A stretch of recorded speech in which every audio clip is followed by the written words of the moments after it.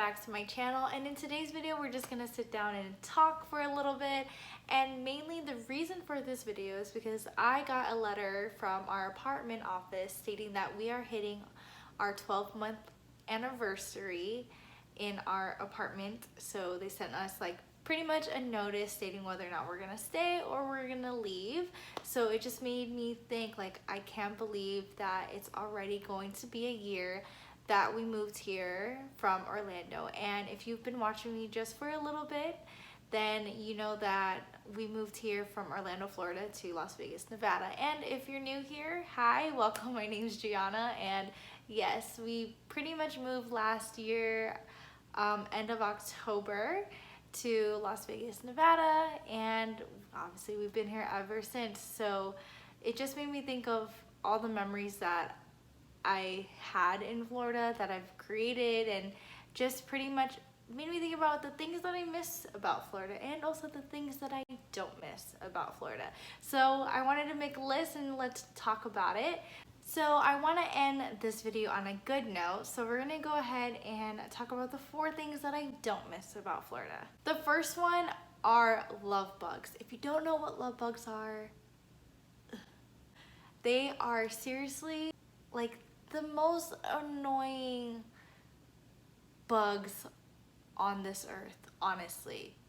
And there are memes about Floridians that we are more annoyed and terrified of love bug season versus hurricane season, because they are just that annoying. Like, they come out of nowhere for like 2-3 months and then they just disappear. We don't know where they go. I mean, I don't know where they go, and they just are in swarms. They're not just like hiding in the corner, they are literally everywhere. And if you don't take them off of your car right away, then it starts chipping off the paint once you like start wiping them off.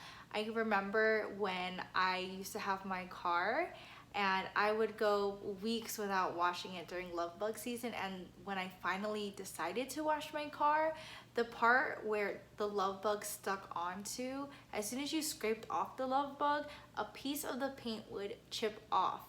And like, that drove me nuts, because I'm like, oh my god, like these bugs, like for some reason there's something about them, like when they get stuck to your car, they just chip off the paint when you try to take them off. So if you ever drive around Florida, and if you're Floridian yourself, you know that you just have to try and wipe them off as quickly as possible, because if not, they're just gonna be icky stuff on your car and they're just gonna take the paint off as well. Also, I remember growing up, there were like these rumors, or not rumors per se, but like stories about the creation of love bugs, that they were created in a lab to combat the mosquitoes that were in Florida. And obviously that didn't work because they don't gravitate or try to mess with mosquitoes. So we ended up with 2 pests, mosquitoes and love bugs. I'm not entirely sure if that's true, but you can look it up yourself and see like where they come from, because they literally come out of nowhere. They're like for 2-3 months, like I said, I think around March to June or May, something like that. It's pretty much, to me, in my opinion, in between spring and summer, around those months. And like, they come out in swarms and then they just disappear, and like they're nowhere to be seen until next year. Second don't miss on my list is I-4. If you're from Florida, then you know, specifically Central Florida, then you know how crappy I-4 is. Like, it's honestly, I think it was like named like the most dangerous interstate in the nation, because they're honestly always doing construction. People don't know how to drive, and then they're always changing lanes because they're doing like this big construction called the I-4 Ultimate or something like that. And so they're switching lanes, adding lanes, they're adding like a fast pass lane or something like that on I-4. And then it's just, and then plus there's just too many people. Like, I remember for me, if I wanted to visit my parents who lived in Kissimmee at the time and I lived in Orlando, I would have to take the turnpike, and I live literally right off of I-4. Like, what was it road called? I live right off of Conroy, like by the Millennium Mall. So I just needed to take literally a mile just to get to the exit or our entrance to get onto the turnpike. And literally it would take me 20 minutes if I left like around between 3 to 5. 20 minutes just to get a mile down the road, and it sucked. And like the worst part is, I think anyone who has ever had to commute to UCF who lived on my side of town, then you know the struggle of trying to get onto the 408. Like that, there's pictures and memes about that too, like Florida memes, that trying to get onto the 408 from the I-4 is like the most stupidest interchange or section or entrance, exit, whatever you want to call it, part of I-4 that just really doesn't work, and it always causes a traffic jam, like no matter what, because there's so many people trying to get towards the UCF area versus what's the other way, is I think the west side of town. No one's really trying to go there. Everyone's all like, everyone from both directions of I-4 is literally trying to get into this one cramped up little entrance to get onto the 408, and I absolutely hated that. My third item on the list are hurricanes. Now, I grew up in Florida. I lived there since the time I was in 4th grade to last year, and I'm used to hurricanes, but I just don't like them. I hate hurricane season because it's constantly raining, and it's scary to be in a hurricane, and the thought of like, you know, especially 4 or 5, like honestly, category 1s and 3s don't scare me. I'm not really concerned. But once it hits the 4 and 5, then that's when I take it seriously. And probably other Floridians can agree too, that you start taking it seriously around 4 and 5. But regardless whether it's a 1 to 3, it's still annoying because I get scared of all the rain and all the lightning, and then just the atmosphere just changes. Like no one can drive in the rain, and then it just becomes chaotic when you're trying to go out somewhere and it's raining, traffic doubles, and then, you know, of course you have to be more cautious, but then you're taking more time of your life on the road if you're trying to go out because no one can drive.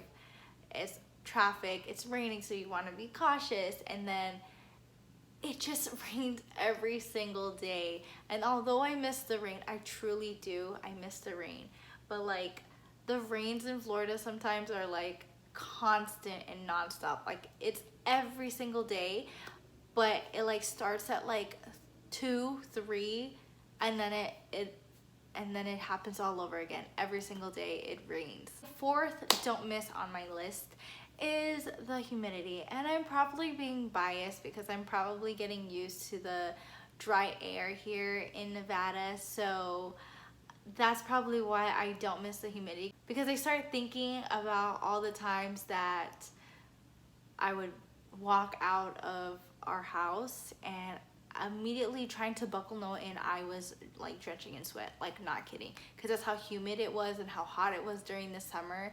Like it's pretty bad. And like I don't know why people visit Florida during the summer the most. I know it's called the Sunshine State, but the summer is honestly the absolute worst time to visit Florida, because that's when it's at its highest humidity, that's when the parks are its most crowded, and that's when it rains the most because it's hurricane season, and it's just the humidity is like honestly up the roof. The humidity though, you'd think I'd be used to it because I was born on an island, which is Guam, and it's humid there too. It's an island in the middle of the Pacific Ocean, and then I moved to Florida, which has those tropical vibes and it's humid.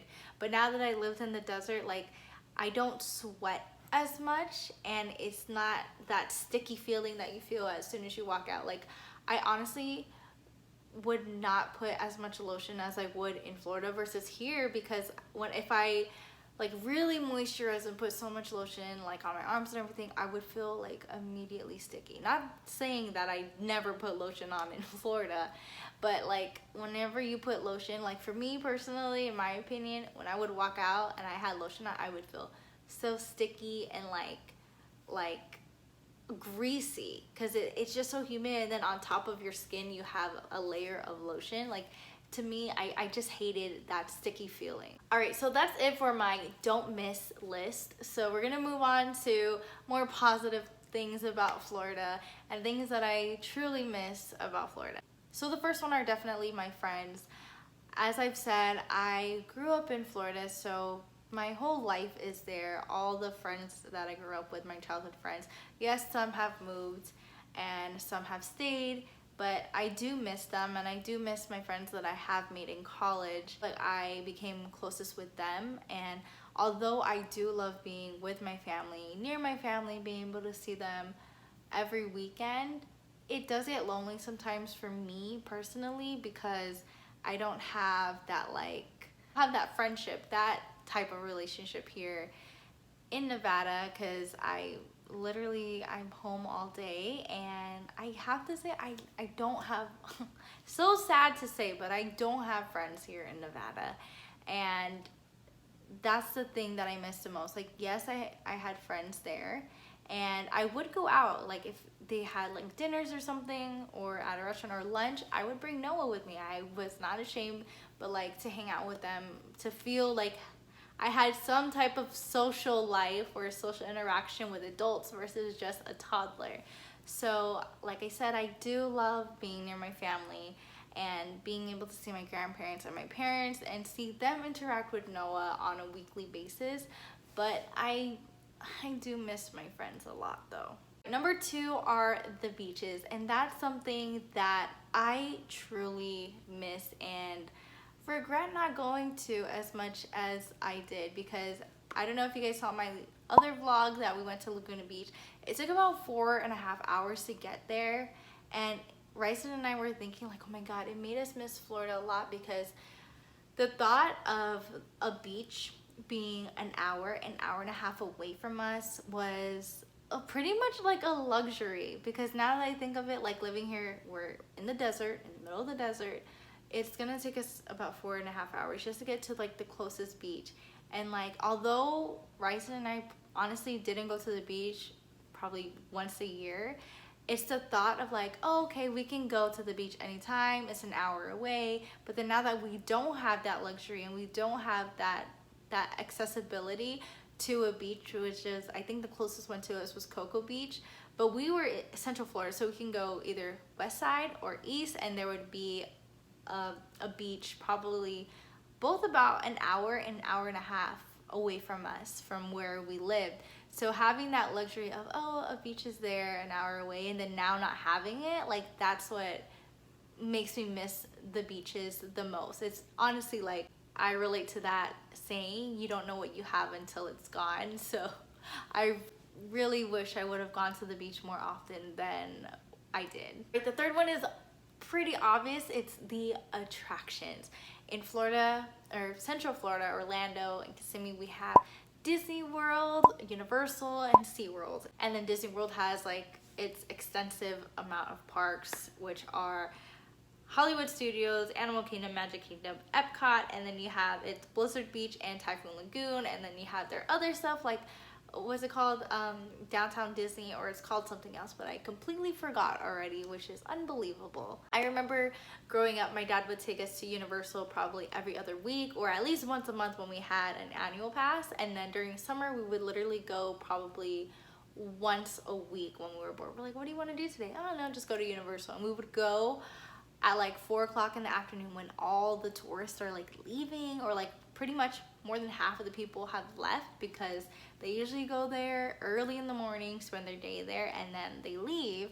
But for us, we went around 4 when the sun was coming down, it wasn't too hot, and pretty much the lines were like 15-20 minutes or less for every single ride that we went on. And plus we had an annual pass, so we didn't really have to like look at everything that day. But I definitely miss the theme parks there, and I'm pretty sure even if we still stayed, we probably wouldn't be able to go to the theme parks because we don't have any family here or any family there to watch Noah. So honestly, like Rice and I would probably have to do like that child swap thing and ride by yourselves, or take turns riding the ride. But I do miss it because Disney was about 20 minutes away, and then Universal and SeaWorld, they were about 10 minutes away from where we used to live. So that accessibility, again, I miss that, and being able to be so close to the theme parks is pretty awesome. Because when I think about all the money that people spend to visit Orlando, like I'm like, like that's a lot. Like people probably save all year just to visit a couple of those parks, you know, not even all of them, and to stay a week and to eat and then to buy your tickets, like that's expensive. So I do miss living by the theme parks. Last thing on my miss list, say that 5 times, what a tongue twister. Lastly is familiarity, and I think it's the whole idea of like, Bryce and I were so comfortable in Florida. We both grew up there. We both knew the area very well, Orlando and Kissimmee.